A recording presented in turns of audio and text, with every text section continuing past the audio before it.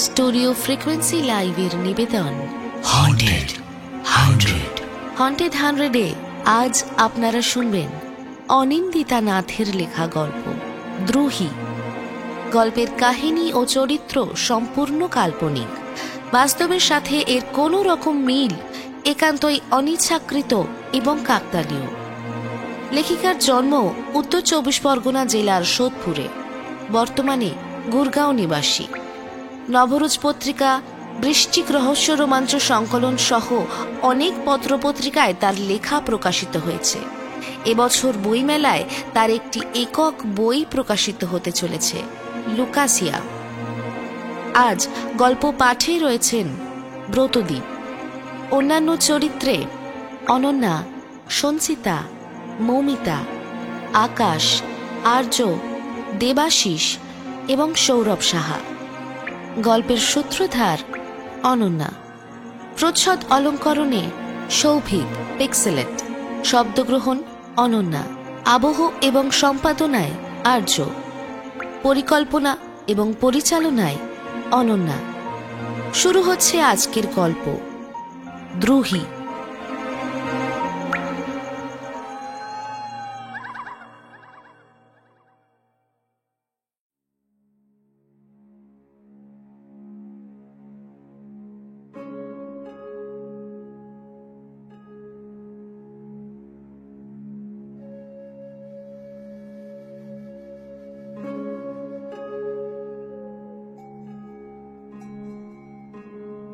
হেমন্তীর বিকেলে আবির মাখা সূর্যটাকে এক দৃষ্টিতে পুলিশ ফাঁড়ির ছোট জানলা দিয়ে দেখছিল নিলয়।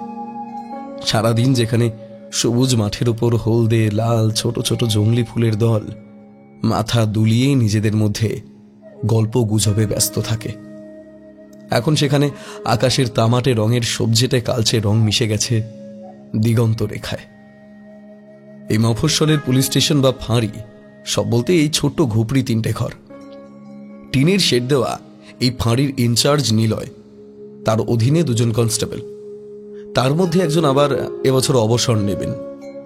যদিও শহর থেকে দূরে এই অঞ্চলে পুলিশের ভূমিকা খুবই গৌণ। গ্রামের লোকজন খুবই শান্তিপ্রিয়। 3-4টে গ্রাম তারই থানার অধীনে, তবুও সেখানে অপরাধ বলতে চুরি, না হয় জমি জায়গা নিয়ে মারামারি, তাও বেশিরভাগ সময় পঞ্চায়েত প্রধানের মধ্যস্থতায় মিটে যায়। খুব গুরুতর না হলে কেউ এখানে পুলিশ ডাকে না। নিস্তরঙ্গ জীবনে অভ্যস্ত ইন্সপেক্টর নিলয় বুঁদ হয়ে সন্ধে আর রাতের মিলন দেখছিল একভাবে। হঠাৎ ঘূর্ণিঝড়ের মতো এক মহিলা ঘরে ঢুকে বসতেই অজান্তে কেঁপে উঠল নিলয়। কনস্টেবল হরিপদ নিশ্চয়ই বাইরে বসে ঝিমোচ্ছে, তাই এই ঝড়ের গতিবেগ সে অনুভব করতে পারেনি। একটা ছোট্ট আলো জ্বলছিল। মহিলাকে সেই আলো আঁধারিতে একবার ভালো করে দেখে। কিছু একটা অস্বাভাবিকত্ব তো আছে, যা সে এই মুহূর্তে ধরতে পারছে না। ওদিকে মহিলা এক নিঃশ্বাসে অনেক কিছু বলে যাচ্ছিল। তার কোনো কথা বুঝতে না পেরে হাতের ইশারায় শান্ত হয়ে বসতে বলল, হরিপদ, হরি। কোনো সাড়া না পেয়ে নিজেই উঠে গিয়ে ঘরের বড় লাইটটা জ্বালিয়ে দিতেই সাদা আলো ঝাঁপিয়ে পড়ল ঘরের কোণে কোণে। ভালো করে মহিলার দিকে একবার তাকিয়ে দেখে। ঘাসরঙা একটা শাড়ি সর্বাঙ্গে জড়িয়ে রেখেছে, মাথার চুল অবিন্যস্ত, উচ্চতা সাধারণ মহিলাদের থেকে অনেকটা বেশি। নিলয় ওর সামনের দিকে চেয়ার টেনে নিয়ে বসে পড়ল। হ্যাঁ বলুন ম্যাডাম, কি সমস্যা? মহিলা কোনো উত্তর না দিয়ে মাটির দিকে তাকিয়ে আছে। একটু বিরক্ত হই আবার বলে, আরে ম্যাডাম কি হলো, বলুন কি সমস্যা? জল জল। টেবিলে রাখা জলের গ্লাসকে এক নিঃশ্বাসে শেষ করে মুখ তুলে তাকায় মহিলা। পুলিশের সামনে অনেকে এরকম ঘাবড়ে যায়, নিলয় সেটা জানে। পরিবেশটা হালকা করতে নিলয় বলে ওঠে, আপনি কোনো রকম সংকোচ করবেন না, নিশ্চিন্তে সবটা খুলে বলুন কি সমস্যা। স্যার, আমার নাম নীলি মল্লিক। খুব বিপদে পড়েছি স্যার। রোজ রাতে কেউ আমার মেয়েটাকে খুব মারধর করে। কি মারধর করে? সেটাই তো বুঝতে পারছি না। হ্যাঁ, তা আপনার স্বামী কোথায়? ও নেই, মানে বাইরে থাকে। প্রতিদিন সকালে আমি মেয়ের সারা গায়ে কালশিটের দাগ দেখতে পাই। তো আপনার মেয়েকে জিজ্ঞাসা করেননি ব্যাপারটা? প্রশ্নটা এড়িয়ে গেলেন মহিলা। কিছুক্ষণ চুপ থেকে আবার বলতে শুরু করেন। রোজ রাতে আমি জেগে থাকার চেষ্টা করি, কিন্তু কিছুতেই জেগে থাকতে পারি না। কি যে হয়, এই অত্যাচার সহ্য করতে করতে মেয়েটা একটু একটু করে শুকিয়ে যাচ্ছে। বেশ অদ্ভুত কেস। নিলয় হাত ঘড়িতে দেখল 7:30 বাজে। তো এখন কোথায়? ও বাড়িতে আছে স্যার। ওর শরীরটা ঠিক নেই তো, তাই। বেশ, তাহলে আপনি একটা কাজ করুন, আপনি আপনার বাড়ির ঠিকানাটা এই খাতায় লিখে রেখে দিয়ে যান। আমি কালকে একবার আসবো আপনার বাড়িতে। আর হ্যাঁ, রাতে যদি কোনো রকম কোনো অসুবিধা হয় তাহলে আপনি আমাকে ফোন করতে পারেন। বলে নিজের কার্ডটা এগিয়ে দিল নিলয়। নীলি বেরিয়ে যেতেই নিলয় হরিপদকে বসিয়ে বেরিয়ে গেল নিজের কোয়ার্টারের উদ্দেশ্যে।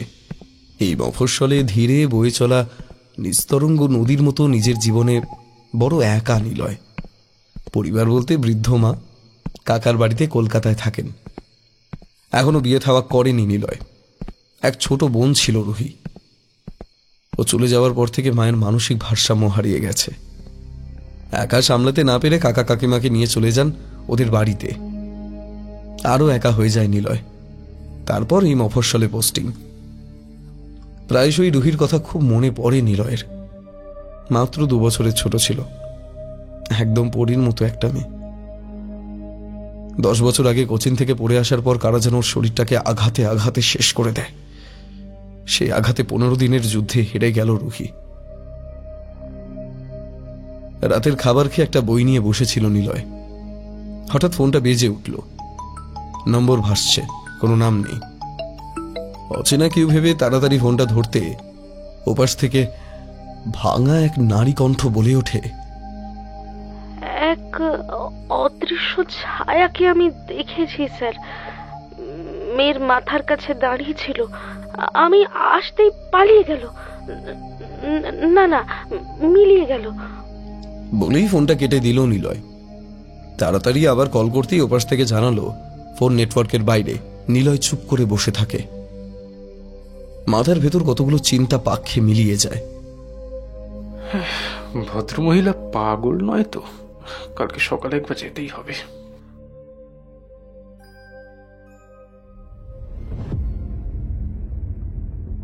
আপনি আপনি আরেকবার দেখুন দেখুন, আমি আমি আমি বলছি ওখানেই আছে। আমি আমি নিজে ওর হাতে 5 আঙুলের স্পষ্ট ছাপ দেখেছি। নীলির কথায় সোজা হয়ে বসল নিলয়। ভদ্রমহিলা ওর দিকে ঘুরে বসে। আগের দিন দেখা চেহারাটা এখন যেন কেমন একটা পরিবর্তিত লাগছে। তামাটে গায়ের রং, শরীরটা আগের থেকে অনেকটা বেশি লম্বাটে দেখাচ্ছে ভদ্রমহিলাকে। নিলয় একভাবে তার দিকে তাকিয়ে সেই মহিলাও যেন তার থেকে চোখ সরাচ্ছে না। তার চোখের তারা দুটো এখন গোল থেকে একটা লম্বা দাগের মতো মনে হচ্ছে, যেমন বিড়ালের চোখ হয় ঠিক সেই রকম। নিজের চেয়ার ছেড়ে উঠে আসে নীলি মল্লিক। মুখটা এখন অনেকটা কাছে। ওর গরম নিঃশ্বাস নিলয়ের চোখে মুখে পড়ছে। চেয়ারের হাতল দুটো শক্ত করে ধরে নিজের শরীরটাকে পিছিয়ে নিল নিলয়। মুখটাকে একদিকে সরিয়ে চোখ বন্ধ করে বলে, ম্যাডাম, কি করছেন আপনি? শীর্ণ হাত দুটো নিলয়ের ঠোঁটের উপর রেখে চোখের যে ইশারা করলো তাতে বুঝতে অসুবিধা হয় না তার মনের মধ্যে কি চলছে। এক ধাক্কায় মহিলাকে সরিয়ে উঠে দাঁড়াতে যাবে, তখনই বেসামাল হয়ে মহিলা তার শরীরের উপর ধপ করে পড়ে। নিলয়ের মনে হয় যেন সে পাহাড়ের খাদ থেকে অতলে তলিয়ে যাচ্ছে, আর সাথে সাথেই ঘুমটা গেল ভেঙে। বিছানায় ধর্মড়িয়ে উঠে বসে।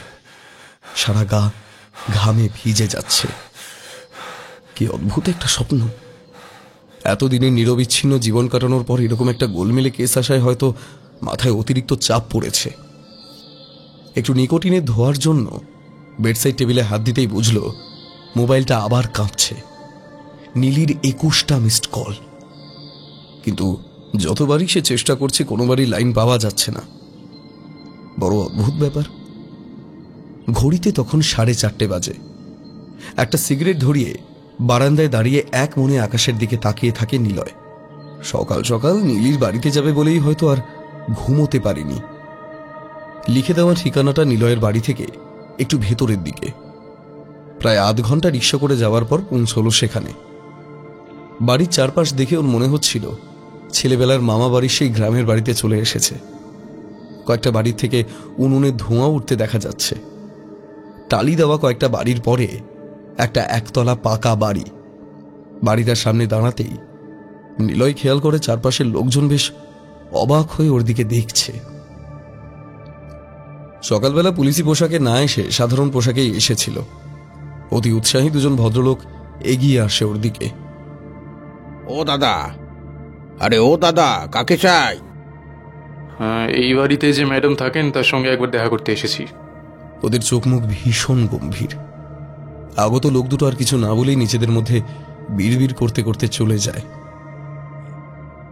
পাগল পাগল, যত সব পাগল পাগল কোথাকার।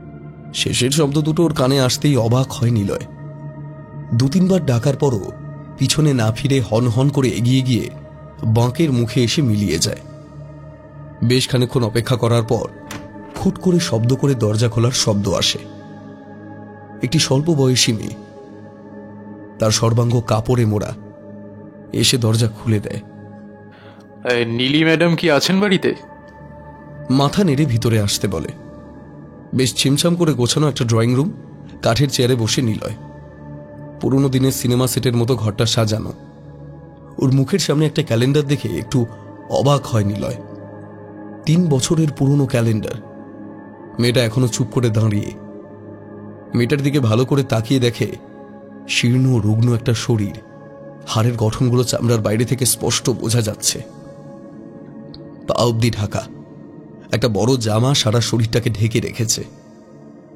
মুখের মধ্যে একটা ফ্যাকাশে ভাব দেখে মনে হচ্ছে দীর্ঘদিন অসুখে ভুগছে। নিলয় হাত নেড়ে মেয়েটাকে কাছে ডাকে, তবুও মেয়েটা ওখানেই দরজায় কাছে দাঁড়িয়ে। এতক্ষণ খেয়াল করেনি। এবারে মেয়েটার চোখের দিকে তাকিয়ে একটু অবাক হয় নিলয়। চোখের মধ্যে সাদা অংশ নেই বললেই চলে। চোখের কালো অংশ পুরো চোখটাকে ঘিরে রেখেছে। অতল গহ্বরের মতো কালো অন্ধকার। সেই চোখের দিকে সেদিকে তাকিয়ে থাকতে থাকতে নিলয়ের মাথাটা খানিকটা টলে ওঠে। আমি জানতাম আপনি আসবেন। হঠাৎ গলার স্বর শুনে সম্বিত ফিরে পিছনে তাকিয়ে দেখে নীলি ভিতরে ঘর থেকে ড্রয়িং রুমে আসছে। হাত নেড়ে মেয়েটাকে নিজের কাছে ডেকে নেয় নীলি। ওর কথাই আপনাকে বলেছিলাম, ও কথা বলতে পারে না, তাই। জামার হাতটাকে হালকা করে তুলে হাতটাকে নিলয়ের চোখের সামনে এগিয়ে দিয়ে বলে, দেখুন, ওর সারা শরীরে এরকম কালশিটের দাগ। বলতে পারেন কোথা থেকে দাগগুলো আসছে?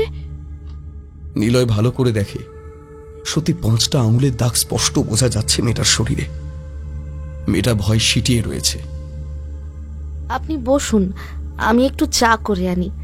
না না, এখনকার কাজ শেষ করে আমি থানায় ঢুকবো, আর এখন চা খাওয়ার মতো সময় নেই। আচ্ছা, কাল রাতে আপনার ফোন থেকে ফোন আসতেই আপনাকে অনেকবার ফোন করেছিলাম, কিন্তু একবারও লাইন পেলাম না। নিলয় খেয়াল করলো নীলি কথাটা শুনে কোনো প্রতিক্রিয়া জানালেন না। জানালার বাইরে তাকিয়ে এসে ওর চোখের কলবে জল গড়িয়ে পড়ল। অস্বস্তিকর পরিস্থিতি কাটাতে নিলয় কিছু বলতে যাবে, তার আগেই নীলি বলে ওঠে, একা বেঁচে থাকা বড় কষ্টের, কেউ বোঝে না, কেউ না। দেখুন আপনি। সরি, আপনাকে কি সব বলছি। আপনি এলেন, এবার একটু শান্তি পেলাম। ওকে দেখে কিছু বুঝলেন? 1 ঘন্টা পুরো বাড়ি তন্ন তন্ন করে দেখেও কোনো অস্বাভাবিক কথা চোখে পড়ল না নিলয়ের।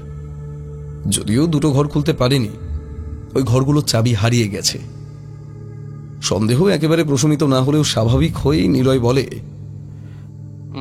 আপাতত কোনো অস্বাভাবিকতা আমার চোখে পড়েনি, তবে আমার মতে আপনি একবার ডাক্তারের পরামর্শ নিন। ডাক্তার আর কি করবে? কারোর কিছুই করার নেই। সবাই শুধু ভুল বুঝে ছেড়ে চলে যায়। মানে? না, কিছু না। মানে আপনি তো গতকাল বলেছিলেন যে ঘুরতে যাওয়ার পর থেকে আপনার বাড়িতে এই সমস্যা শুরু হয়েছে। ঘটনাটা একটু খুলে বলুন তো। বেশ লম্বা ঘটনা, আপনার সময় হবে তো? নিলয় চুপ করে আছে দেখে নীলি বলতে শুরু করে। মাস দুয়েক আগে আমরা, মানে আমি আর সুপ্রতিম, মানে আমার স্বামী, পাহাড়ে ঘুরতে গিয়েছিলাম। সেখানে আমাদের সঙ্গে একটা অদ্ভুত ঘটনা ঘটে। ঘুরতে যাওয়ার পথে হোটেল থেকে ঠিক করে দেওয়া আমাদের ড্রাইভার রাজু পথ ভুলিয়ে কোনো একটা পাহাড়ি গ্রামের মধ্যে দিয়ে আমাদের নিয়ে আসে, কিন্তু সেই সময় গাড়িটা হঠাৎ করে বন্ধ হয়ে যায়। জিপিএস বা মোবাইলে কোনোটাতেই নেটওয়ার্ক ছিল না। একটা পাহাড়ি বাঁকের মধ্যে গিয়ে আমাদের গাড়িটা একেবারেই থেমে যায়। রাতের অন্ধকার, তার মধ্যে চারিদিকে মানুষের কোনো চিহ্ন নেই। এখনো মনে আছে ভয় কি অবস্থা হয়েছিল। যে জায়গাটায় আমরা দাঁড়িয়েছি সেখানে পাহাড়ি লেপার্ডের আক্রমণে কিছুদিন আগেই কয়েকজনের মৃত্যু হয়েছে। সকালে বেরোনোর আগে হোটেলের ম্যানেজার আমাদের সেরকমই জানিয়েছিল। গাড়ির মধ্যে ঠায় বসে আছি, রাজু বনেট খুলে কিছু একটা করে যাচ্ছে, অথচ গাড়িটা কিছুতেই স্টার্ট নিচ্ছে না। সুপ্রতিম বারবার বাইরে যেতে চাইছে, কিন্তু আমি ওর হাত চেপে গাড়ির মধ্যে শক্ত করে বসেছিলাম। বেশ ঘন্টাখানেকের চেষ্টার পর গাড়িটা স্টার্ট নিল। রাজু কিছু না বলে যত দ্রুত বেগে সম্ভব গাড়িটাকে পাহাড়ি বাঁকের মধ্যে দিয়ে নিচের দিকে নামাতে লাগলো। সুপ্রতিম বেশ রেগে গিয়েই বলল, তুমি এত দ্রুত বেগে কোথায় নিয়ে যাচ্ছ? কিন্তু রাজু কোনো উত্তর দিল না। বেশ কিছুক্ষণ চুপ থাকার পর কাঁপা গলায় বলল, স্যার, এই জায়গাটা আমি চিনি না, কিন্তু জানি এই পাহাড়ি বাঁকে কোথাও খারাপ কিছু আছে। এখন যত দ্রুত সম্ভব আমাদের এই জায়গা ছেড়ে কোনো লোকালয়ে যেতে হবে। হাত দেখিয়ে নিচে আলোর দিকে ইশারা করলো। ওই দিকে একটা গ্রাম আছে, ওখানে পৌঁছে প্রয়োজনে রাত্রি কাটিয়ে কাল সকালে আপনাদের হোটেলে পৌঁছে দেব। কিন্তু এই পাহাড়ি অজানা অচেনা বাঁকে রাত কাটালে আর কেউ বেঁচে ফিরবো না। ওর গলার স্বর জানান দিচ্ছিল ও খুব ভয় পেয়েছে। ডিমের কুসুমের মতো কমলা রঙের একটা চাঁদ আকাশের গায়ে যেন ঝুলে রয়েছে। কালো রঙের আকাশের চাঁদোয়ার মধ্যে তারাগুলো দেখে মনে হচ্ছে ছোট ছোট গ্লিটার পেন দিয়ে আঁকা। তারারা যেন আমাদের দিকেই অবাক হয়ে তাকিয়ে আছে। গাড়ি ছুটে চলেছে নিজের সর্বোচ্চ স্পিডে। পাহাড়ি রাস্তায় কেন, সমতলেও এই স্পিডে গাড়ি গেলে সবাই ভয় পেয়ে যেত। তার মধ্যে বাঁকের পর বাঁক।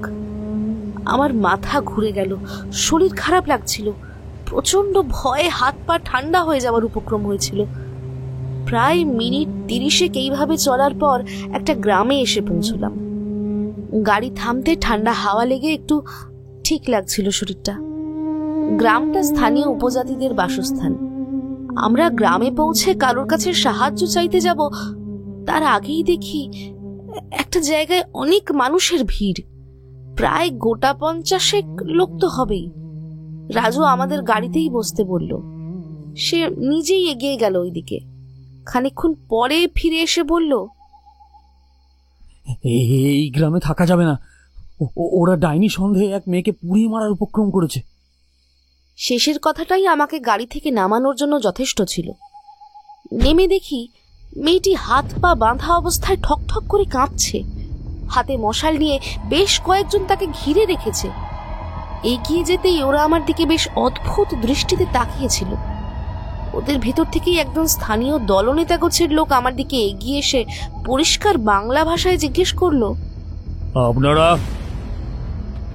আমি জানি না স্যার কি হয়েছিল, মুখ ফসকে বেরিয়ে গেল, আমি পুলিশ, থানা থেকে আসছি।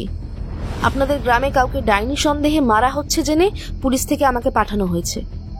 ড্রাইভার আমার দিকে অবাক চোখে তাকিয়েছিল, কিন্তু ওরা তখন আমার কথার প্রতিবাদ করেনি। দলনেতা গোছের লোকটিকে বোঝাতে আমার পাক্কা 1 ঘন্টা সময় লেগেছিল। আমি ওদের কথা দিয়েছিলাম যে ও এই গ্রামে কোনোদিন ফিরে আসবে না। ওকে নিয়ে আমরা যখন গাড়িতে উঠলাম তখন রাত 11টা প্রায়। গ্রামের একটি ছেলে আমাদের হোটেলে ফেরার পথ বলে দিয়েছিল।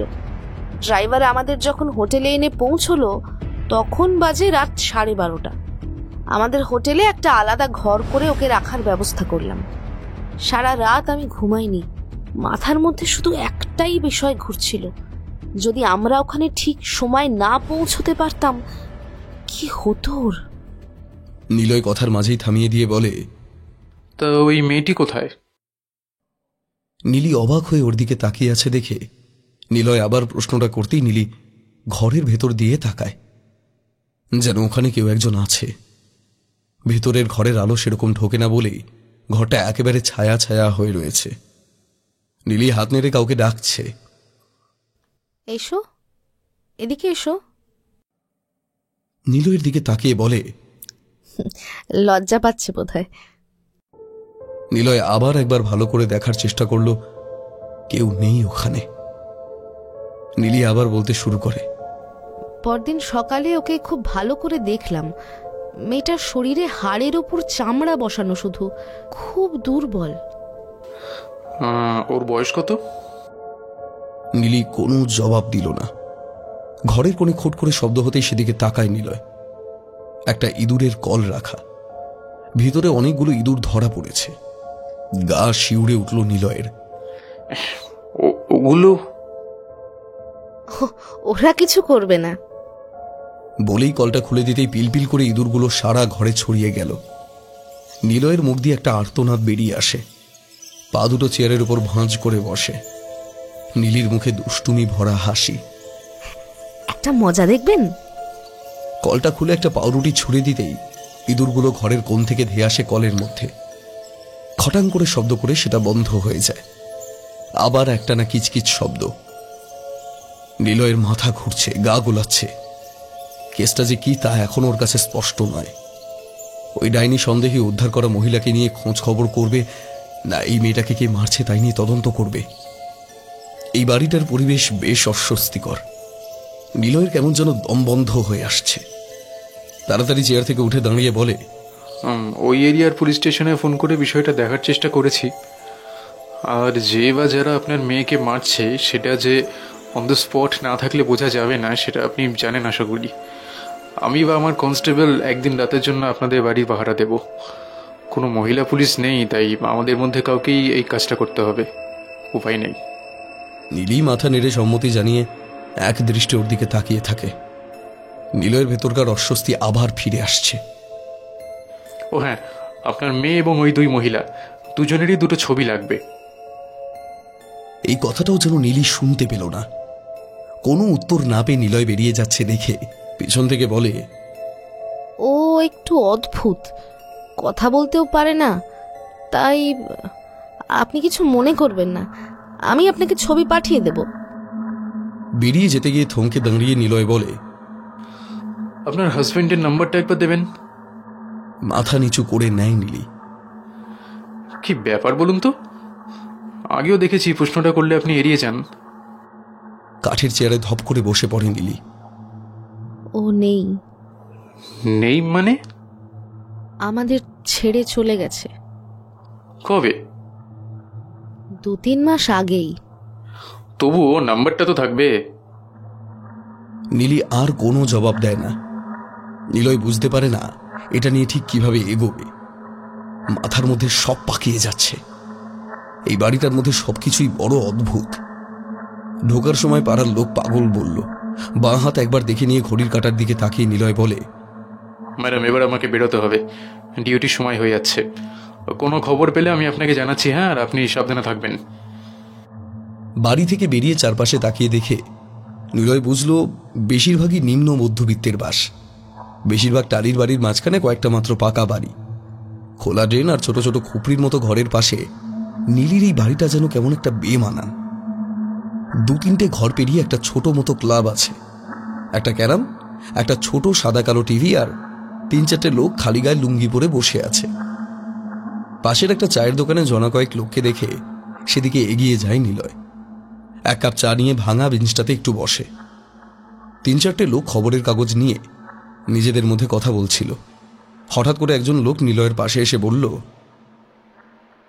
আজ সকালে আপনাকে দেখলাম ও বাড়িতে ঢুকতে, কি ব্যাপার বলুন তো? কিছুই না, ওই একটু খবরাখবরের দরকার ছিল তাই। খুব সাবধান মশাই, ওই লোকটি একেবারে সুবিধের না। লোক? আরে মশাই, দত্তরা সবাই বিদেশে সেটেল হয়ে যাওয়ার পর ওই বাড়ি প্রায় 5 বছর খালি পড়েছিল।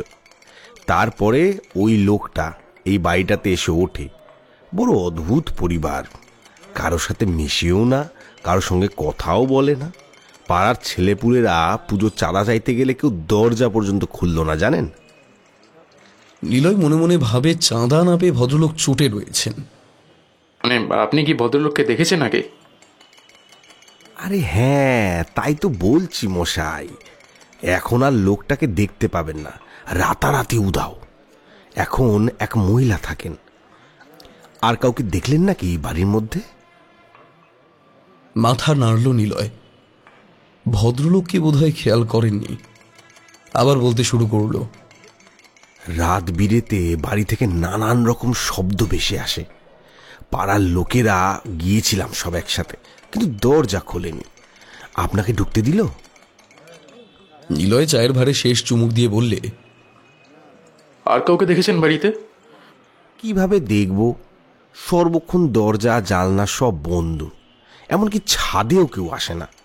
ওই মহিলাও বাড়ি থেকে খুব বেশি বেরোন না। আচ্ছা, ওর মেয়ের সম্পর্কে কিছু জানেন?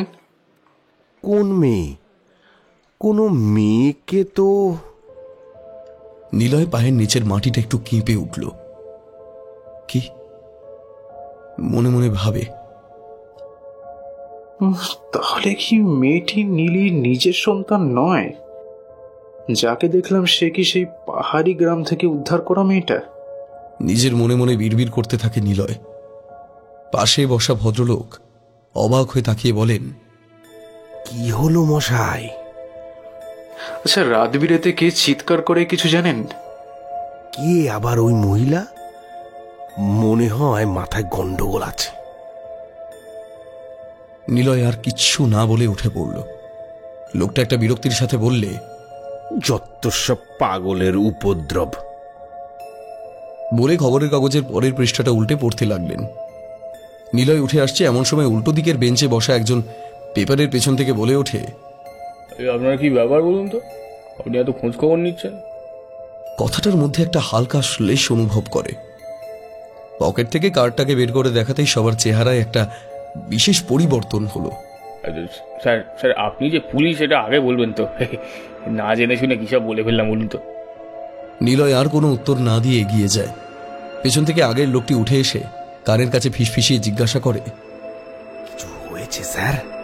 না, সেরকম কিছু না। সাবধান স্যার, বলা তো যায় না আবার। একটা মৃদু গুঞ্জন উঠল ওই দলটার মধ্যে। সেই পুরনো কাটা কাটা শব্দগুলো ভেসে আসছে। ডাইনি পাগল খেয়েছে, এবার এইটাকে ধরবে। নিলয় একবার পিছনে ফিরে দেখে সবাই নিজেদের মধ্যেই আলোচনা করতে ব্যস্ত। সারাদিনটা সেরকম বিশেষ কোনো কেস ছিল না।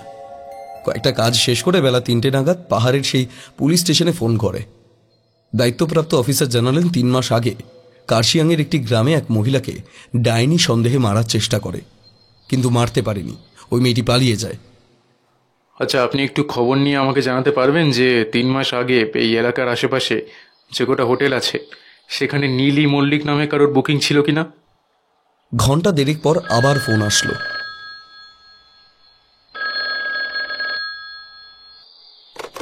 হ্যাঁ স্যার, আমি খোঁজ নিয়েই দেখলাম নীলি মল্লিক নামে কেউ ছিল না, কিন্তু সুপ্রতিম মল্লিক বলে একজনের বুকিং ছিল।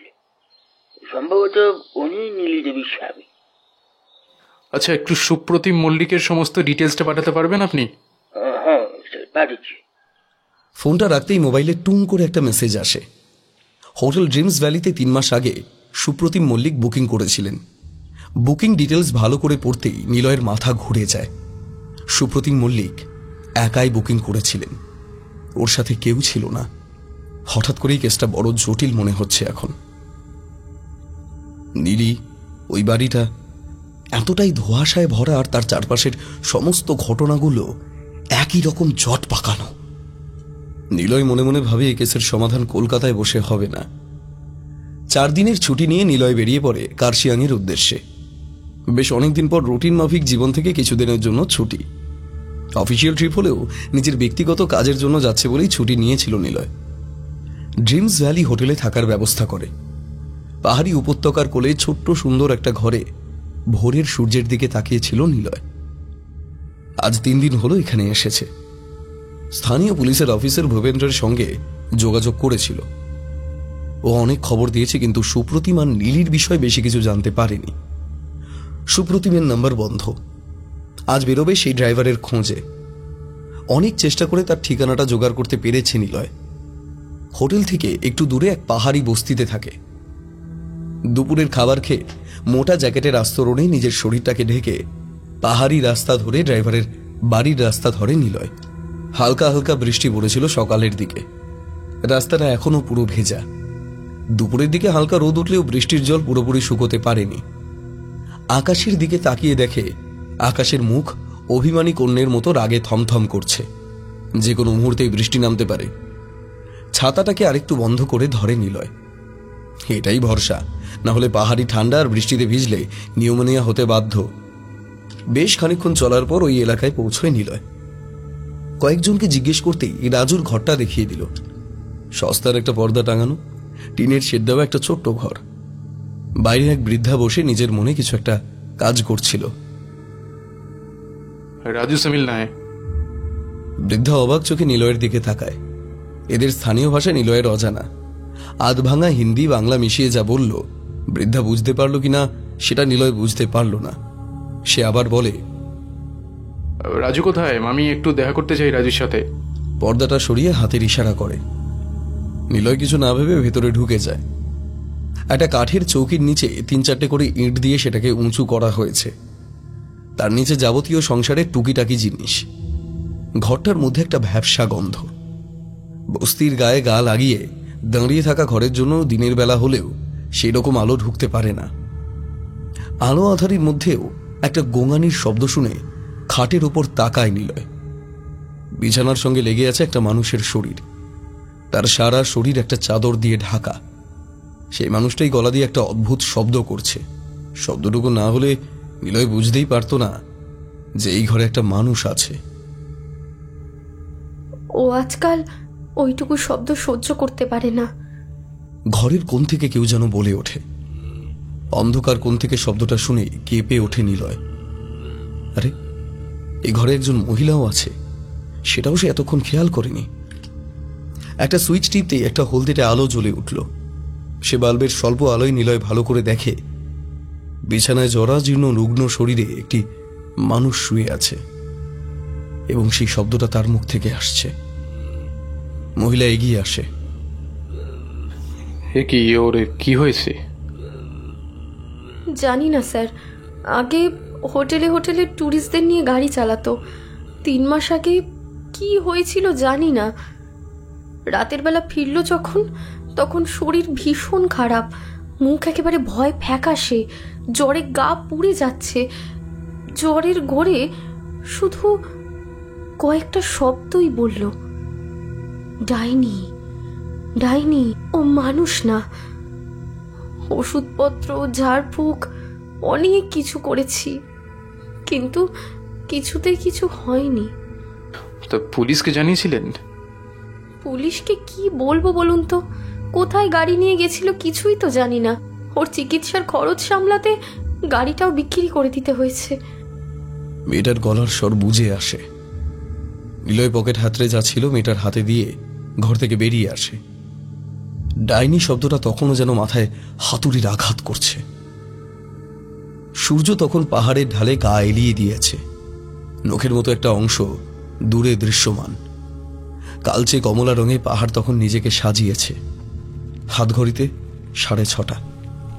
হোটেলে পৌঁছতে রাত নামবে। রাজুর কথা একমনে ভাবতে ভাবতে হাঁটছিল। এমন সময় অনুভব করে পেছন থেকে কেউ যেন তার দিকে ছুটে আসছে। পেছন ফিরে তাকিয়ে দেখে কালো তরল অন্ধকার ছুটে আসছে ওর দিকে। পুলিশি ষষ্ঠ ইন্দ্রিয় সজাগ হতেই আগ্নেয়াস্ত্র হাতে উঠে আসে। চোয়াল শক্ত করে দাঁড়িয়ে পড়ে নিলয়।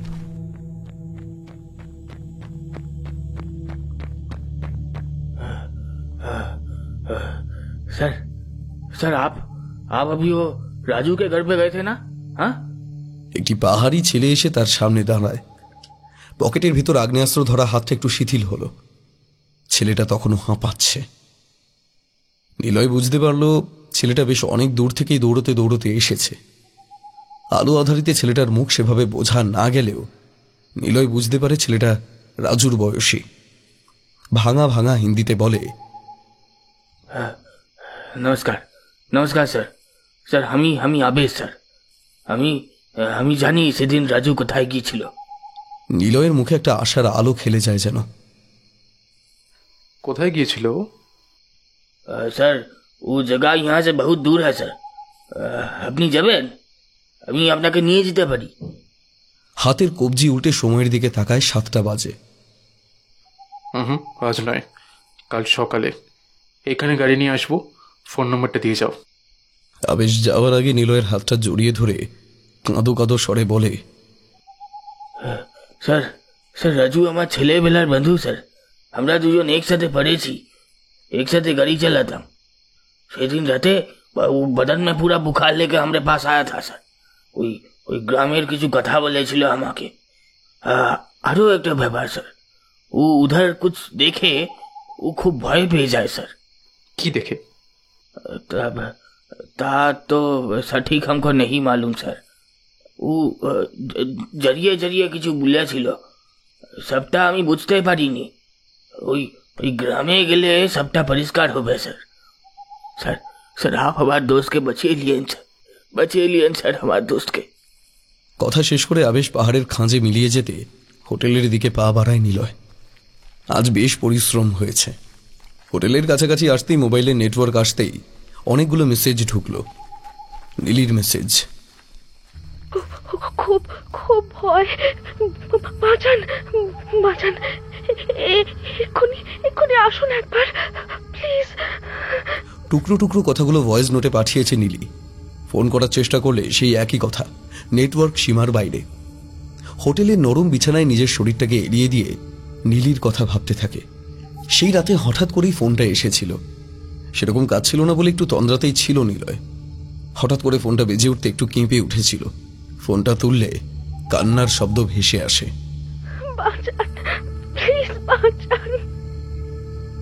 ব্যাস, ওই দুটো শব্দ, তারপরে ফোনটা কেটে যায়।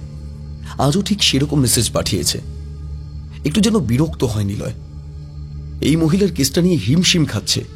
পুরো কেসটাই এত ধোঁয়াশায় যে ভালোভাবে বুঝেই উঠতে পারছে না যে সমস্যাটা ঠিক কোথায়। রাতে খাওয়ার শেষ করে বিছানায় শুয়ে শুয়ে আগামীকালের সমস্ত পরিকল্পনা করে নিচ্ছিল। কালকে ছুটির শেষ দিন। আবেশের সঙ্গে গ্রাম থেকে ঘুরে এসে রাতে ট্রেনে ফিরে কলকাতায় যাবে। পরশু জয়নিং। সূর্যটা ডিমের কুসুমের মতো পাহাড়ের খাঁজে আধখানা হয়ে উকি দিচ্ছে। আজ একটু তাড়াতাড়ি ঘুমটা ভেঙে গিয়েছিল। হোটেলে চারপাশে মর্নিং ওয়াক সেরে জলখাবার খেয়ে একটা গাড়ি নিয়ে বেরিয়ে পড়ে নিলয়। হোটেলে আগেই বলে রেখেছিল, তাই সকাল সকালেই ড্রাইভার সমেত গাড়ি হোটেলের গেটে উপস্থিত ছিল। আবেশের নম্বরে ফোন করতেই সে জানায় নির্দিষ্ট স্থানে অপেক্ষা করছে। মিনিট 15-র মধ্যেই ওরা যাত্রা করে সেই গ্রামের উদ্দেশ্যে। পাহাড়ের আঁকে বাঁকে ঘুরে যখন সেই গ্রামে ওদের গাড়িটা এসে উপস্থিত হলো তখন বেলা 11টা। চারিদিকে কোনো ব্যস্ততা নেই। গ্রামটা একেবারে শান্ত। ফর্সা কয়েকটা বাচ্চা পাহাড়ি আঁকে বাঁকে নিজেদের মতো খেলে বেড়াচ্ছে, আর মায়েরা ঘরকন্যার কাজে ব্যস্ত। আবেশ নিজের ভাষায় একজনকে কিছু জিজ্ঞেস করতে লোকটা হাতের ইশারায় একটা দূরের বাড়ির দিকে দেখালো। নিলয়ের দিকে তাকিয়ে আবেশ বলে, স্যার স্যার ও তরফ চলিয়ে স্যার।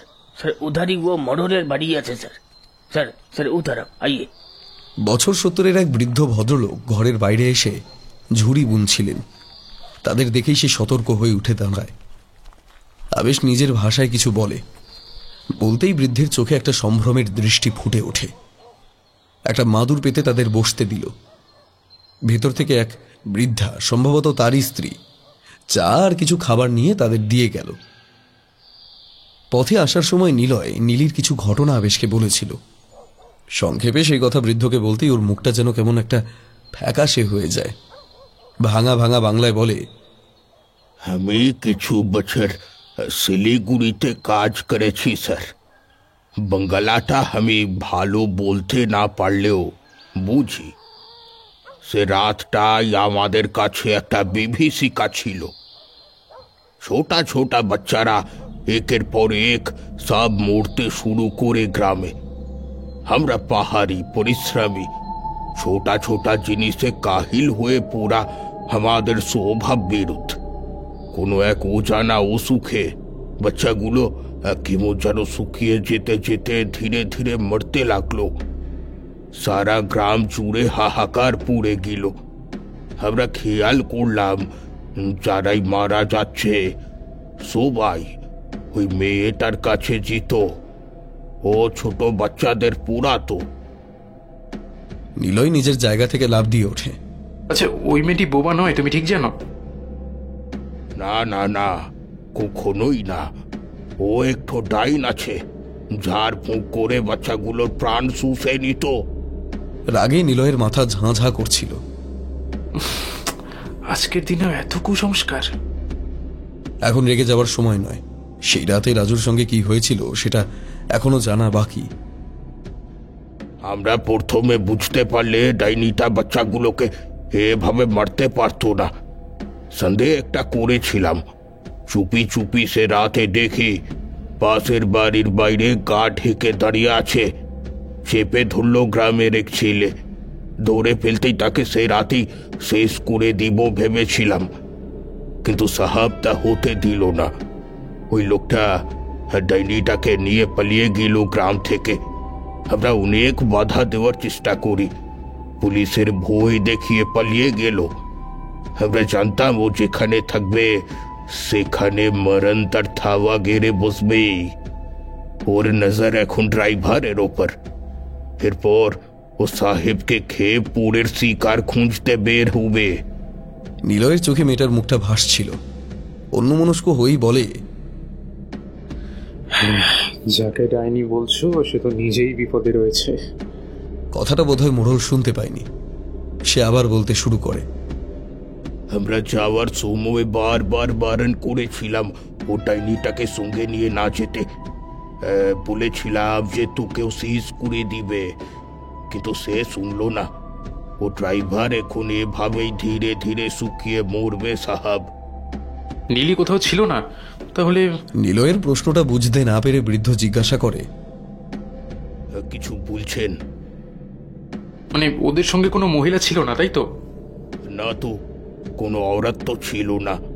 ড্রাইভার ছিল, আরেক সাহাব ছিল।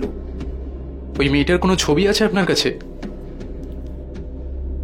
আরে সাহাব, আপনার দিমাগ তো ঠিক আছে। ও ডাইনের তসবির ঘুরে রেখে মরবো নাকি সাহাব? তারপর? আমরা और कुछ জানি না সাহাব। চাই হুয়া कि वो आपद विदाई হয়েছে গ্রাম থেকে। बला टल गया, वरना हम सबके जान के ऊपर आ जाता। নিলয় ভেবেছিল এখানে আসার পর সমস্যাগুলোর একটা সমাধান সূত্র পাবে, কিন্তু জিনিসটা যে আরো বেশি পেঁচিয়ে যাবে সেটা সে বোঝেনি। রাজুর সঙ্গে কি হয়েছে সেই বিষয়ে এখনো ধোঁয়া। সারা রাস্তায় আর একটাও কথা বলেনি নিলয়। হোটেলে এসে রেজিস্টার চেক করেছিল, সেখানে সুপ্রতিমের নাম লেখা রয়েছে। নীলি মল্লিকের কোনো উল্লেখ নেই। ট্রেনটা হাওড়া স্টেশনে পৌঁছতেই বাড়ি না গিয়ে নিলয় উপস্থিত হল নীলির বাড়িতে। দরজায় বেশ কিছুক্ষণ কড়া নাড়ার পর একজন দরজা খুলে দেয়। কাকে চাই? নিলয়ের মাথায় মনে হয় আকাশটা ভেঙে পড়ল। সামনে সে কাকে দেখছে? এ তো একজন পুরুষ। আপনি কি সুপ্রতিম বাবু? ভেতরে আসুন। বলেই দরজাটা বন্ধ করে দেয়। সেই একই ঘরে একই চেয়ারে চুপ করে বসে নিলয়। বসুন, আমি আসছি। সে মেয়েটা আজও দেওয়াল ধরে একইভাবে ওর দিকে তাকিয়ে। আজ যেন ওর চোখে মুখে আরো বেশি আতঙ্কের ভাব ফুটে উঠেছে। নিলয় হাত নেড়ে তাকে কাছে ডাকলে আজ আর দোনামোনা না করে খুব তাড়াতাড়ি সে নিলয়ের পাশে এসে বসে। জামার হাতাটা সরিয়ে গায়ের দিকে তাকিয়ে দেখে সারা গায়ে কালশিটে দাগগুলো আরো বেশি করে প্রকট হয়ে রয়েছে। মনটা খারাপ হয়ে যায়। নীলি ম্যাডাম কোথায়? ঘরের ভেতর দিকে আবার সেই অদ্ভুত দৃষ্টিতে তাকায়। বেশ কিছুক্ষণ অপেক্ষার পর নীলি ভেতর থেকে বেরিয়ে আসে। আর তার সাজ পোশাক বড় অদ্ভুত। সারা গায়ে চাদর জড়িয়ে রেখেছে। এই গরমে চাদর গায়ে যে আছেন যে? শরীর খারাপ হলো নাকি? না না, শরীর ঠিকই আছে। বাহ, দেখে খুশি হলাম যে আপনার স্বামী ফিরে এসেছে। নীলি কোনো উত্তর দিল না। নিলয় ভিতর ভিতর অস্থির হয়ে উঠছে। নীরবতা ভঙ্গ করে নীলি বলে, কাল রাতে আবার এসেছিল, দেখুন। বলেই মেয়েটার সারা শরীরে বিভিন্ন জায়গায় কালশিটের দাগগুলো দেখায়, যেগুলো একটু আগেই দেখেছিল। আপনার স্বামীকে একটু ডাকুন তো, কথা আছে। আপনি বসুন, আমি একটু চা করে আনি। হাত তুলে বারণ করে নিলয়। আমি কার্সিয়াং গিয়েছিলাম, এক্ষুনি ফিরলাম। আজকেই ডিউটি জয়েন করতে হবে। আচ্ছা, একটা সত্যি কথা বলুন তো ম্যাডাম, কার্সিয়াংয়ে আপনারা দুজনে গিয়েছিলেন নাকি শুধু আপনার স্বামী একা গিয়েছিল? নীলির মুখের দিকে তাকিয়ে দেখে সেখানে কোনো ভাবান্তর নেই। নিলয় একটু গম্ভীর হয়ে বলল, আপনারা যে গ্রাম থেকে মেয়েটিকে উদ্ধার করেন সেই গ্রাম থেকেও ঘুরে এসেছি আমি। ওরাই জানিয়েছে যে একমাত্র আপনার স্বামীকেই ওরা দেখেছে, আপনি তো ছিলেন না। আর আপনি এভাবে একটা মেয়েকে বাড়িতে রাখতে পারেন না, ওকে রিহাব সেন্টারে নিয়ে যাওয়া হবে। ওকে ছোবেন না। আর কে বলেছে আমি ছিলাম না? ওরা আমায় দেখতে পায়নি। বলি নিজের গায়ের চাদরটা খুলে ফেলে নীলি। ওর গলার স্বর হঠাৎ করে পরিবর্তন হয়ে গেছে। কিছুক্ষণ আগে যে লোকটি দরজা খুলেছিল, নিজের চাদরের আড়াল থেকে এখন সে বেরিয়ে এসেছে। নিলয় অবাক হয়ে চেয়ারের উপর পাথরের মতো বসে আছে। সরু চিকন গলাটার বদলে একটা ছাই মাখা পুরুষালী কণ্ঠ ভেসে আসছে ওই শরীরটার ভেতর থেকে। আমি গিয়েছিলাম ওকে উদ্ধার করতে। চোখের কোণ দিয়ে দেখে ওই মেয়েটা জড়সড় হয়ে গেছে। নিলয় হাত দিয়ে আগ্নেয়াস্ত্রটাকে অনুভব করার চেষ্টা করে। ইস, বড্ড ভুল হয়ে গেছে। কাপড় বদলাতে গিয়ে ওটা সুটকেসে রয়ে গেছে। নিরস্ত্র নিলয়ের বুকের উপর উঠে এসেছে নীলি, না সুপ্রতিম। তাড়াতাড়ি করে চেয়ার ছেড়ে উঠতে গিয়ে উঠতে পারে না নিলয়। ওর হাতটাকে টেনে ধরেছে সুপ্রতিম। একটা ছাই মাখা কণ্ঠস্বর সামনে শরীরটার ভেতর থেকে বেরিয়ে আসছে। নিলয় খেয়াল করে সুপ্রতিম নিজের পোশাকের ভেতর থেকে কিছু একটা টেনে বের করে নিয়ে আসলো। একটা ধারালো চকচকে কাঁটা চামচ। অন্য কাঁটা চামচের থেকে তার মাথাটা একটু অন্যরকম, একটু বেশি তীক্ষ্ণ। কাঁটা চামচের ধারালো অংশটা হালকা করে নিলয়ের বুকের উপর থেকে বোলাতে বোলাতে মুখটা কানের কাছে এনে বলল, একটু চাপ দিলেই চোখ, নাক, মুখ ফুটো করে গল গল করে রক্ত বেরিয়ে আসবে। তোর মতোই একটা মূর্খ আমার কাজে বাধা দিতে চেয়েছিল, তাই তাকে শেষ করে আমার শহর ছাড়তে হয়। আর সেটা হয়েছে একমাত্র আমার স্ত্রীর জন্য। তারপর থেকে পালিয়ে পালিয়ে বেড়াচ্ছি। আপনার স্ত্রী? হ্যাঁ, নীলি। ওই লোকটার সাথে নোষ্টামি করছিল। এই যে হাতে দেখছেন না কাঁটা চামচটা, এটা দিয়ে ওর চোখ খুবলে পার করে নিয়ে এসেছিলাম। যন্ত্রণায় কাঁটা পাঁঠার মতো ছটফট করছিল। কথাগুলো বলতে বলতেই থুতনির নিচ দিয়ে সেটাকে কণ্ঠনালীর কাছে নিয়ে হালকা চাপ দিতেই নিলয়ের শরীরটা একটা অব্যক্ত যন্ত্রণায় কেঁপে উঠল। চামড়ার উপর চিড়ে বসে যাচ্ছে তীক্ষ্ণ ফলা। না, ভয় পেও না, ভয় পেও না, তোমায় আমি মারবো না। এখন তো অনেক খেলা বাকি। ওই যে ইঁদুরগুলোর মতো খেলবো তোমায় নিয়ে। চোখের কোণ দিয়ে দেখে ঘরের কোণে ইঁদুরের কলটা খোলা, তবু ইঁদুরগুলো কলের মধ্যে চুপ করে বসে আছে, যেন বাইরে বেরোলেই করাল মৃত্যুর গ্রাস তাদের উপর থাবা বসাবে। সুপ্রতিমের শরীরটা এখন এতটাই ঝুঁকে রয়েছে যে ওর গরম নিঃশ্বাস নিলয়ের চোখে মুখে পড়ছে। কাঁটা চামচের ধারালো অংশটা ধীরে ধীরে নিলয়ের কণ্ঠনালীর মধ্যে আস্তে আস্তে প্রবেশ করানোর চেষ্টা করছে সুপ্রতিম। তুমি যখন ধরেই ফেলেছ, তখন তো আর এই খেলা বেশি দিন খেলা যাবে না। খেলা হবে কি করে? তবে কথাটা শেষ করার আগে ভিতরের ঘরে একটা জোরে কিছু ভাঙার শব্দ হলো। নিলয়ের শরীরের উপর থেকে ছিটকে সরে আসে সুপ্রতিম। ওইদিকে তাকিয়ে অট্ট হাসি হেসে ওঠে।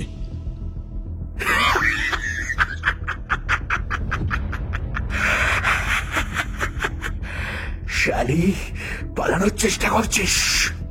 তোরা কেউ এই বাড়ি থেকে বেরোতে পারবি না।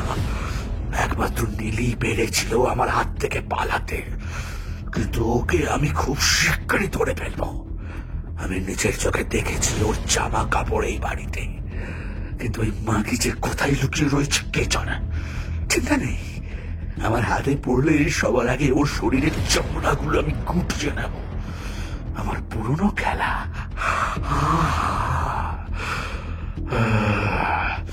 চামড়ার ভেতর থেকে যখন থকথকে মাংসটা বেরিয়ে আসে না, তখন দেখতে যে কি ভালো লাগে। বলেই পেছনে চোখ ফেরাতেই দেখলো চেয়ার খালি। কথার সুযোগে নিলয় দ্রুত উঠে আসে। বসবার ঘর থেকে পালিয়ে এসেছে, একটা লম্বা প্যাসেজের দিকে এগিয়ে গেল। বসবার ঘর থেকে বাইরে যাওয়ার রাস্তাটার যে দরজাটা, সেটাই এখন একটা মস্ত তালা ঝুলছে। নিলয় বুঝতে পারে যে তাকে আটকানোর জন্য আগে থেকেই সমস্ত রকম ব্যবস্থা সে করে রেখেছিল। বাঁদিকে আরো দুটো ঘর দেখতে পাচ্ছে। সেদিন এই ঘর দুটো বন্ধ ছিল। নিলয় মনে মনে ভাবে, নীলি সম্পূর্ণ মিথ্যে বলছিল। নিজের নির্বুদ্ধিতার জন্য ভীষণ রাগ হয় নিলয়ের। একটা ঘরের দরজায় চাপ দিতেই সেটা খুলে গেল। সেখানে ঢুকে নিলয় দরজার পাশে গা ঢাকা দিয়ে দাঁড়ায়। এখন ফাঁকা বসার ঘর থেকে সুপ্রতিমের বিকট হাসির শব্দ শোনা যাচ্ছে।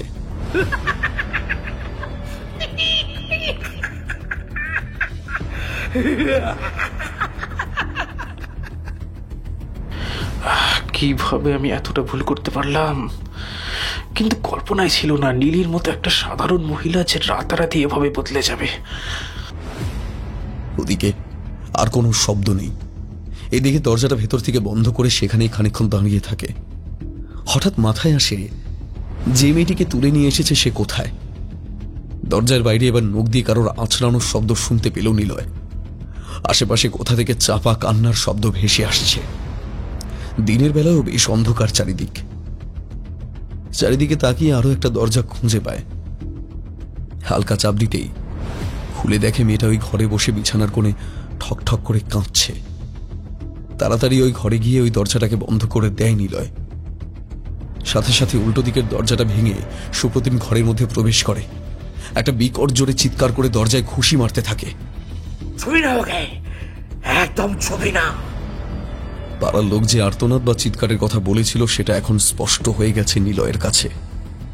নীলি বা সুপ্রতিম মানসিক বিকৃতির শিকার। চারিদিকে ভালো করে তাকিয়ে দেখে ঘরটার মধ্যে শুধু একটা খাট, আর দেওয়ালে ঝোলানো আছে চামড়ার অনেকগুলো বেল্ট। নিলয়ের মাথার জটগুলো আস্তে আস্তে খুলে যাচ্ছে। বেল্টগুলোর দিকে এগিয়ে যায়। সেগুলোর উপর রক্তের দাগ শুকিয়ে রয়েছে। মেয়েটা এখনো ঘরের কোণে জড়সড় হয়ে কাঁদছে। নিলয় এবার মেয়েটার দিকে এগিয়ে যায়, ধীর কণ্ঠে বলে, শোনো, আমি জানি তুমি কথা বলতে পারো। আমাকে সবটা খুলে বলবে? বলো আমাকে। মেয়েটা অবাক চোখে ওর দিকে তাকায়। মাথায় হাত রেখে নিলয় বলে, দেখো, আমি জানি তুমি ডাইনি নও। তোমার গ্রামে আমি গিয়েছিলাম। ওরা তোমাকে মিথ্যে সন্দেহ করে মারতেও চেয়েছিল, আমি সব জানি। হাতের আঙুলগুলো দিয়ে বিছানার চাদরটাকে খুব জোরে জোরে ঘষতে থাকে। ওর অস্বস্তিকর অবস্থাটা নিলয়ের চোখে স্পষ্ট।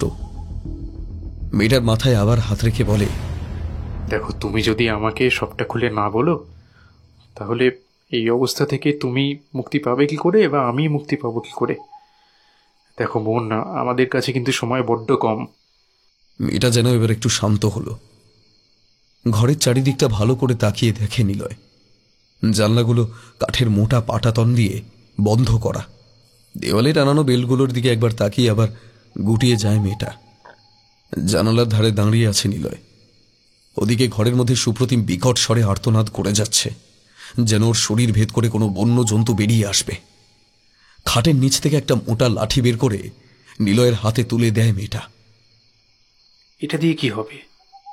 ও যে কোনো মুহূর্তে দরজা ভেদ করে ঘরে আসতে পারে। মানে এখানে কি হচ্ছে একটু খুলে বলবে আমাকে? তোমাদের যে ড্রাইভার উদ্ধার করেছিল তার অবস্থা ভয়াবহ, বাঁচবে কিনা জানি না। আমার ড্রাইভারের কথা তেমন মনে নেই, তখন আমার জ্ঞান ছিল না। প্রথম থেকে বলি কেমন? আমার নাম দ্রুহি। আমাদের পরিবার বংশ পরম্পরায় চিকিৎসকের কাজ করত গ্রামে। আমার বাবা মা অনেক ছোটবেলায় মারা যান। আমি ঠাকুমার কাছেই মানুষ। জঙ্গলে গাছ গাছড়া দিয়ে ওষুধ তৈরি করতো আমার ঠাকুমা। আর তাছাড়া অনেক রকম জাদুবিদ্যাও জানতেন। গ্রামের লোকেরা নানান অসুখে ওর কাছে আসতো। ঝাড়ফুঁক আর ভেষজ ওষুধ নিয়ে সুস্থ হয়ে যেত অনেকে। ধীরে ধীরে ঠাকুমা বয়সের ভারে অশক্ত হয়ে পড়ছিল। ছোট থেকেই তার সাথে থাকার দরুন আমি এসব কাজগুলো সহজেই রপ্ত করে নিয়েছিলাম। শুধু পারিনি ঝাড়ফুঁক শিখতে। যখনই শিখতে চাইতাম ঠাকুমা একটা অদ্ভুত হাসি হেসে দিত। আসল সমস্যাটা শুরু হয় যখন মোড়লের ছেলেও একই কাজ শুরু করে। ঠাকুমা বয়সের কারণে সেভাবে আর আগের মতো চিকিৎসা করতে পারতো না। জঙ্গল থেকে জড়িবুটি আমিই তুলে আনতাম। বেশিরভাগ দিনই ঠাকুমা অসুস্থ থাকায় আমি ওষুধ বানিয়ে দিতাম। মাঝে মাঝে কাজ হতো, আবার মাঝে মাঝে হতো না। ঠাকুমার কাছে অনেকবার জানতে চেয়েছি ওষুধ কেন আগের মতো কাজ হয় না। শক্তি জাগ্রত হয়নি তোর মধ্যে, হলেই সব ওষুধে কাজ হবে। এ কথার অর্থ আমি আজও বুঝিনি। কোন শক্তির কথা ঠাকুমা বলতো কে জানে। একবার মোড়লের এক আত্মীয় ঠাকুমার কাছে ওষুধ আনতে আসে। প্রথমে বুঝিনি ওটা ছিল একটা ছল। সে লোক এমনিই মারা যেত। ঠাকুমার ওষুধ খেয়ে 2 দিনের মধ্যে মারা যায়। তারপরে সারা গ্রামে রাষ্ট্র হয়ে যায় যে ঠাকুমা ইচ্ছে করে মোড়লের আত্মীয়কে মেরে দিয়েছে। তারপরে ধীরে ধীরে আমাদের কাছে লোকজন আসা কম হতে শুরু করে। মোড়লের ছেলে আয়ুর্বেদিক ওষুধের ব্যবসা শুরু করতে লাগলো। এরই মধ্যে ঠাকুমা গত হয়েছে। ছোট বাচ্চাদের পড়ানো শুরু করি। পেট চালানোর জন্য কিছু তো অন্তত করতে হতো। এরই মধ্যে গ্রামে শুরু হয় এক অদ্ভুত অসুখ।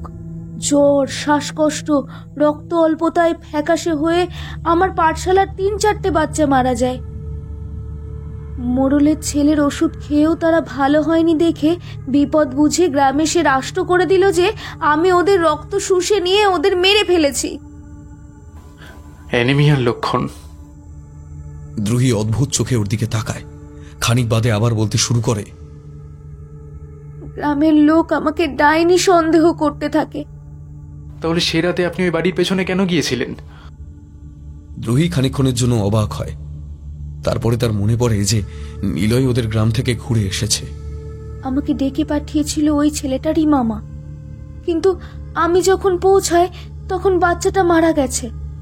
ঘরের মধ্যে আমাকে নিয়ে ওরা আলোচনা করছিল দেখে ভয়ে আর ঢুকতে পারিনি। জানালার বাইরেই চুপ করে দাঁড়িয়েছিলাম। পরে বুঝেছি পুরোটাই ছিল ওদের একটা পরিকল্পনা। যখন আমায় জীবন্ত জ্বালিয়ে দেবে তখনও শুধু ঠাকুমার বলা কথাগুলোই মাথায় ঘুরছিল। তোর ওষুধে কাজ হবে না, তোর শক্তি জাগ্রত হয়নি। কথাটা ঠাকুমা মরবার আগের দিনও বলে গেছে। কি সেই শক্তি সেটা আমি আজও জানি না। একটা দীর্ঘশ্বাস ফেলে মেয়েটি চুপ করে। নিলয় বাইরের দরজার দিকে তাকায়। অপার নিস্তব্ধতা সেখানে। গলাটা সামান্য পরিষ্কার করে বলে, ড্রাইভার ছেলেটির সঙ্গে সে রাতে কি হয়েছিল? উনি যখন আমায় উদ্ধার করে নিয়ে আসে তখন আমি পুরোপুরি সজ্ঞানে ছিলাম না। গ্রামের লোক আমায় এত মারধর করেছিল যে আমি প্রায় অজ্ঞান। তবুও যা মনে আছে, গাড়ির মধ্যে ওই লোকটা কেমন যেন করছিল। ড্রাইভার ছেলেটি গাড়ি চালাতে গিয়ে পিছনে ফিরে ফিরে দেখছিল বারবার। আমার স্পষ্ট মনে আছে গাড়িতে আমি আর ড্রাইভার ছাড়া শুধুমাত্র সুপ্রতিম ছিল। কিন্তু গাড়িতে উঠেই উনি নীলি ম্যাডামের মতো আচরণ করতে থাকে। উনি স্প্লিট পার্সোনালিটি ডিসঅর্ডারের পেশেন্ট। দ্রুহি মাথা ঝাঁকায়। ওকে ওকে ভূতে বা জিনে ধরেছে। যখন ও মেয়ে হয়ে যায় তখন নিজেকে নীলি বলে। সুপ্রতিম তখনও স্বামী। গাড়ির মধ্যে এসব চলতে থাকে। ড্রাইভার খুব ভয়ে গাড়ির গতি বাড়িয়ে দেয়। হঠাৎ একটা বাঁকে গাড়িটা পাথরের খাঁজে ধাক্কা খেয়ে বন্ধ হয়ে যায়। গাড়ি ফেলে ড্রাইভার ছুটে পালিয়ে যাওয়ার সময় ভূত ভূত বলে চিৎকার করছিল। হঠাৎ এই দুর্ঘটনায় আমি পুরোপুরি অজ্ঞান হয়ে গেছিলাম। পরদিন যখন সকালে চোখ খুললাম তখন দেখি আমি একটা হোটেলে রয়েছি। আমার সামনে তখন সুপ্রতিম নয়, নীলি ম্যাডাম ছিলেন। প্রথমে ব্যাপারটা বুঝতে পারিনি। রাজু যদি পালিয়ে আসে তবে তোমরা হোটেলে ফিরে এলে কিভাবে? কিভাবে আমায় হোটেলে নিয়ে এসেছিল জানি না। যখন ঘুম ভেঙেছিল গাড়ির মধ্যেকার সব ঘটনা আমার কাছে স্বপ্নের মতো মনে হচ্ছিল। অতিরিক্ত মানসিক চাপে আমি ওসব আর মনে করতে চাইছিলাম না। ম্যাডাম আমায় জানান আজই আমাকে নিয়ে কলকাতায় ফিরে যাবেন। গ্রামের লোক যে কোনো মুহূর্তে এই হোটেলে এসে আমায় তুলে নিয়ে যেতে পারে। আদিবাসীদের সঙ্গে কেউ বিরোধিতা করতে চায় না, ফলে ওরা হঠাৎ এলে আমাকে আর বাঁচাতে পারবে না। বিশ্বাস করুন, আমি ম্যাডামকে ভগবানের দুধ ভেবেছিলাম। সুপ্রতিমের কথা জিজ্ঞেস করনি ওকে? সেই স্মৃতি এত ঝাপসা যে আসল না স্বপ্ন বুঝতে পারছিলাম না। তবুও জিজ্ঞাসা করেছিলাম যে স্যার আমায় উদ্ধার করেছেন তিনি কোথায়।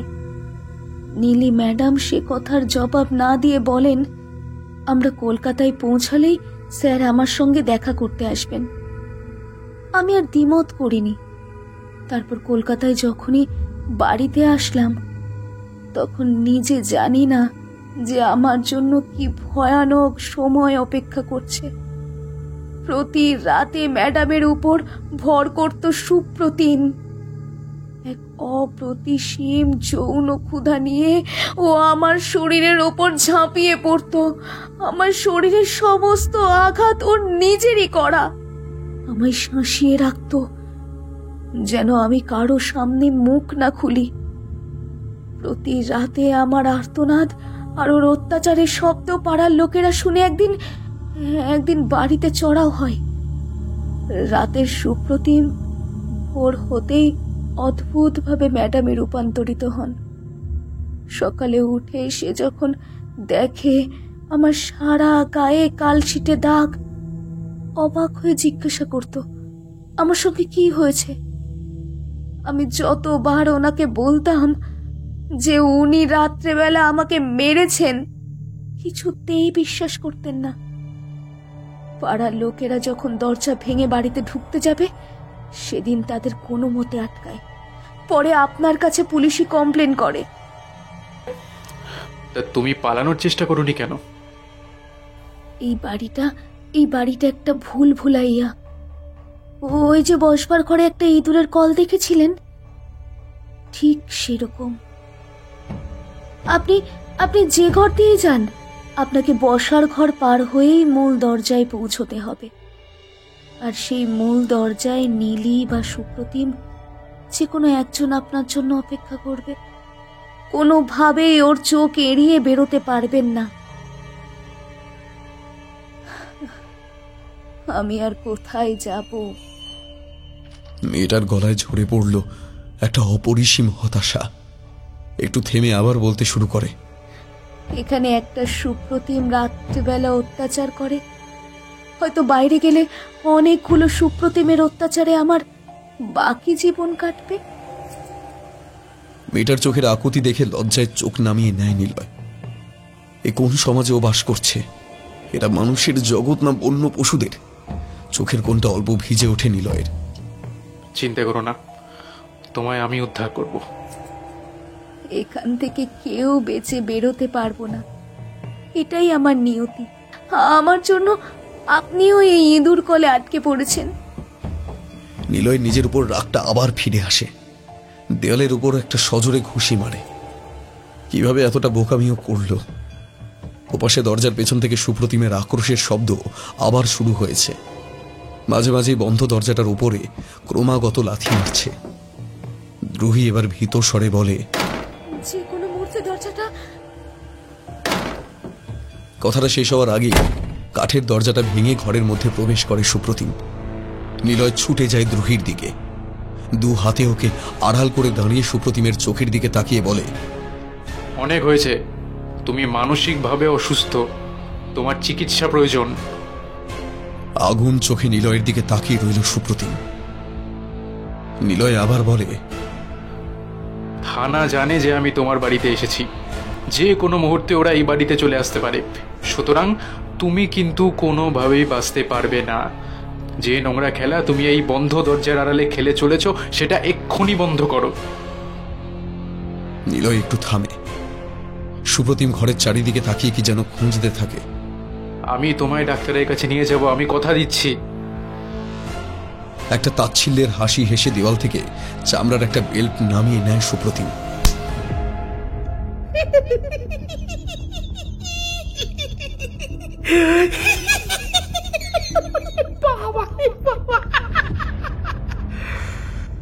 মেয়েটা পিছনে ভয় আবার কুঁকড়ে গেছে। দাঁতে দাঁত চেপে সুপ্রতিম বলে, আজ নীলির জন্য এই সব কিছু হলো। ওকে সামনে পেলে ওর চামড়া ছাড়িয়ে নেব আমি। নিলয় অবাক হয়ে দেখল একটা মানুষের মধ্যে কিভাবে দুটো মানুষ একই সঙ্গে সহাবস্থান করছে। সুপ্রতিম মার্জার পায়ে ওদের দিকে ধীরে ধীরে এগিয়ে আসছে। নিলয় পিছতে পিছতে দেওয়ালের দিকে এসে দাঁড়িয়েছে। তবুও দুহাতে দ্রোহীকে আগলে রেখেছে নিলয়। আজকে তুমি ওর একটা চুলও স্পর্শ করতে পারবে না। কথাটা শুনে চামড়ার বেলটা হাওয়ার মধ্যে ঘোরাতেই হাওয়া কেটে একটা সপাত শব্দ হলো। দ্রোহী চিৎকার করে উঠে পিছন দিকে। দ্বিতীয়বার বেল্টের শব্দের পর নিলয়ের মাথাটা ঘুরে যায়। চোখের উপর বেল্টের স্টিলের অংশটা গেঁথে গিয়ে খানিকটা চিরে গেল। ব্যথায় সারা শরীর দুলে উঠল। মাটিতে পড়ে যায় নিলয়। সেই অবস্থা দেখে সুপ্রতিম এবার এগিয়ে যাচ্ছে মেয়েটার দিকে। এক হাতে চোখটাকে চেপে ধরে মাটিতে শোয়া অবস্থায় ডান পা সুপ্রতিমের পায়ের মধ্যে একটা হ্যাঁচকা টান দিতেই সুপ্রতিমের শরীরটা থপ করে মাটিতে পড়ে যায়। নিলয় নিজের শরীরটাকে টেনে তুলে নিয়ে দাঁড়ায়।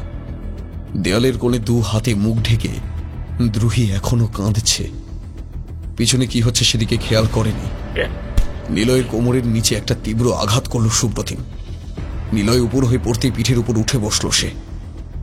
নিলয় মাথাটা সামান্য ঘোরাতেই দেখে ওর হাতের মধ্যে একটা ধারালো ছুরি চকচক করছে। যে কোনো মুহূর্তে সেটা ওর পিঠের বা শরীরের যে কোনো অংশের মাংস চিরে ঢুকে যাবে। বন্য জন্তুর মতো সুপ্রতিমের মুখ থেকে গোঙানি বেরোচ্ছে। নিলয় নিজেকে বাঁচানোর বহু চেষ্টা করেও মুক্ত করতে পারছে না। সুপ্রতিমের শরীরটা অসম্ভব ভারী। সেকেন্ডের ভগ্নাংশে ছুরিটা শূন্যে তুলে ধরতেই হঠাৎ করে ঘরের আলোগুলো সব নিভে যায়। এই সুযোগ নিয়ে নিলয় এক ধাক্কায় সুপ্রতিমকে ফেলে দিল। ক্ষিপ্রতার সঙ্গে মাটি থেকে উঠে এসে ছুরিটা হাতে তুলে নিয়ে এবার ছুটে গেল দ্রোহীর দিকে। মেয়েটাকে বাঁচানোর জন্য সেদিকে এগোতে গিয়ে নিলয় অনুভব করে তার সারা শরীর ভারী হয়ে এসেছে। চোখের কোণ বেয়ে তখনও রক্ত চুঁইয়ে নামছে। হঠাৎ করেই ঘরের অন্ধকার আরো যেন গভীর হয়ে গেল। এতক্ষণ যা দেখা যাচ্ছিল এখন আর আশেপাশের কিছুই দেখতে পাচ্ছে না। দ্রোহী, দ্রোহী, রাক্ষসটা কি সব শেষ করে দিল? দ্রোহী! নিলয়ের গলার কাছটা ব্যথা করছে।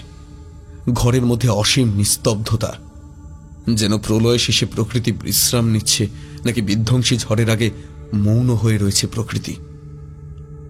অনেক চেষ্টা করেও শরীরটাকে এক চুল নাড়াতে পারল না। কালো তরল অন্ধকার পাতলা হয়ে একটা নীলচে আলো ধীরে ধীরে ঘরের মধ্যে দৃশ্যমান হচ্ছে। আর সেই আলোয় নিলয় দেখল দ্রোহীর শরীরটা এখন মাটি থেকে বেশ খানিকটা উপরে রয়েছে। খোলা চুলগুলো উড়ছে। ওর চোখের দিকে তাকায় নিলয়। চোখ দুটো এখন সম্পূর্ণ নীল। ঠোঁট দুটো অনেক বেশি প্রশস্ত। আকর্ণ বিস্তৃত এক হাসি। নিলয়ের মুখ থেকে কোনো শব্দ সরছে না। সুপ্রতিমা যেন নিজের শরীরটাকে নাড়াতে পারছে না। সেই অবস্থায় দ্রোহী হাত দুটো প্রসারিত করে সুপ্রতিমের দিকে খেলনার মতো শরীরটাকে নিয়ে শূন্যে তুলে ধরে। নররাক্ষসটা হাত পা ছুটছে। খেলনা পুতুলের মতো সুপ্রতিমের শরীরটা উপর থেকে আছড়ে ফেলল। কট শব্দটা জানান দিল সুপ্রতিমের শরীরের বেশ কয়েকটা হাড় ভেঙেছে। নিলয়ের ভিতরের আইন রক্ষক বলে ওঠে, দ্রোহী, দ্রোহী, ওকে আইন শাস্তি দেবে। দ্রোহী, তুমি! মুখ তুলে একবার নিলয়ের দিকে তাকায় মেয়েটা। ভয়ানক সেই চাহনি। নিলয় নিজের মনে জোর এনে বলে, দুই শোনো শোনো, তুমি ওকে প্রাণে মেরো না। ও হাজার অপরাধ করলেও ওকে প্রাণে মারবার কোনো অধিকার নেই তোমার দ্রোহী। ওকে আইন শাস্তি দেবে দ্রোহী, তুমি ওকে মেরো না। একটা বাঁকা হাসি খেলে যায় ওর মুখে। দ্রোহীর গলা থেকে একটা বিজাতীয় শব্দ বেরিয়ে আসে।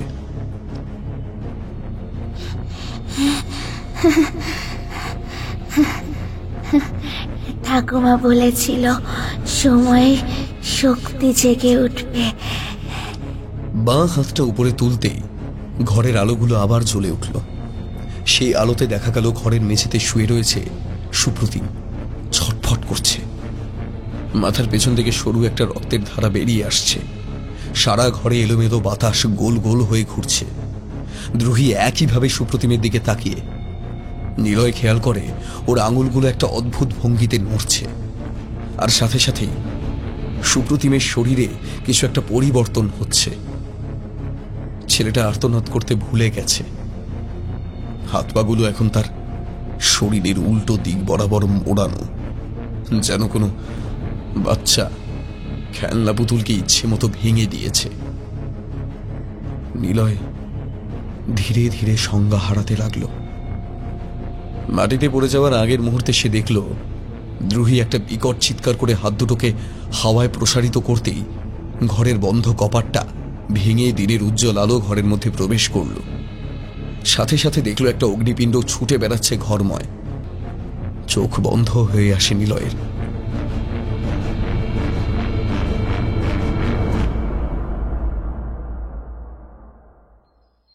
যখন চোখ খুলল তখন সে হাসপাতালে।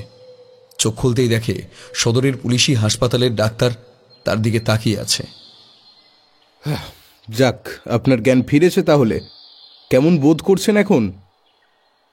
নিলয় হাত দিয়ে চোখের ক্ষতস্থানটাকে হাত বোলাতেই চমকে ওঠে। ডাক্তারবাবু, আমার চোখের ক্ষতটা। চোখের ক্ষত? আপনাকে যখন হাসপাতালে ভর্তি করা হয়েছিল আপনার শরীরে কিন্তু কোনো ক্ষত ছিল না। অতিরিক্ত মানসিক চাপে আপনি জ্ঞান হারিয়ে ফেলেছিলেন। চোখের কোণে হাত দিয়ে স্পর্শ করে। না, কোনো ব্যথা নেই। তাহলে? ডাক্তারবাবু ততক্ষণে বেরিয়ে গেছেন। নার্স এসে ফলের একটা প্লেট রেখে চলে যাচ্ছিল, এমন সময় নিলয় পেছন থেকে ডাক দেয়। আচ্ছা, আমায় এখানে কে ভর্তি করেছিল জানেন? দ্রোহী। নিলয় মাথা নাড়ে। খোলা চিঠি হাতে নিলয় চুপচাপ বসে থাকে। মাথার মধ্যে ঘুরপাক খায় দ্রোহীর বলা একটা কথা। না জানি বাইরে কত সুপ্রতিম অপেক্ষা করছে আমার জন্য। বিষাদের মধ্যেও মেঘের আড়াল থেকে সূর্যের রশ্মির মতো এক চিলতে হাসি খেলে যায় নিলয়ের ঠোঁটে। আজ ও খানিকটা নিশ্চিন্ত।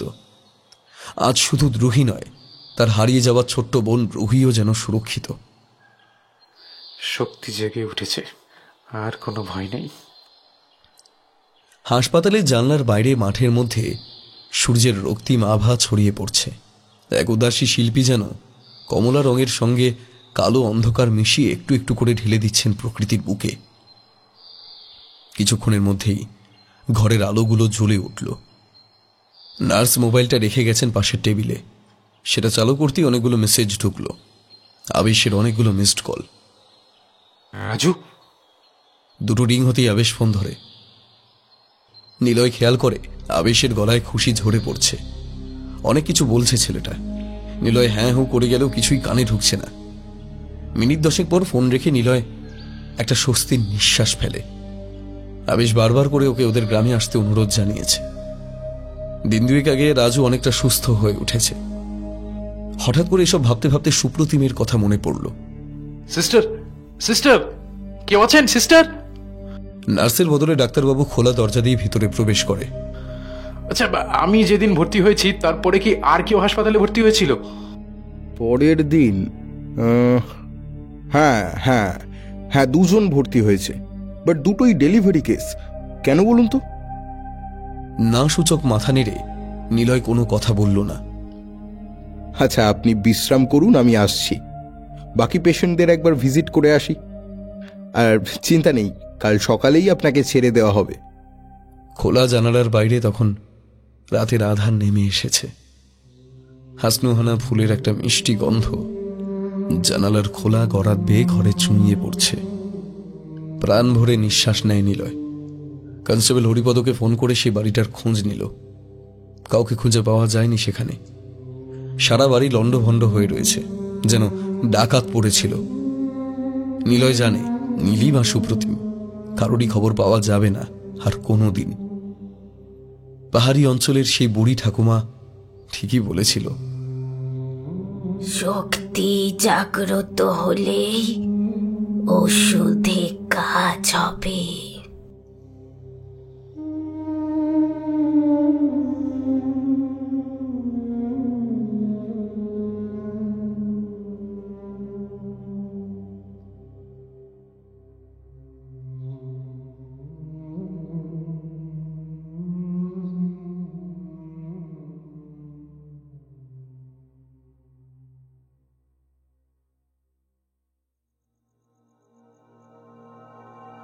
এতক্ষণ শুনছিলেন অনিন্দিতা নাথের লেখা গল্প দ্রোহী। গল্পটি কেমন লাগলো অবশ্যই আমাদের কমেন্ট বক্সে জানান। আপনার লেখা বা পছন্দের কোনো গল্প শুনতে আমাদের মেল করতে পারেন frequencylive5@gmail.com এই ঠিকানায়, এবং ফলো করতে পারেন আমাদের ফেসবুক পেজ হন্টেড 100-এর আরও নতুন নতুন গল্প শুনতে সাবস্ক্রাইব করুন আমাদের ইউটিউব চ্যানেল। শুনতে থাকুন। Haunted 100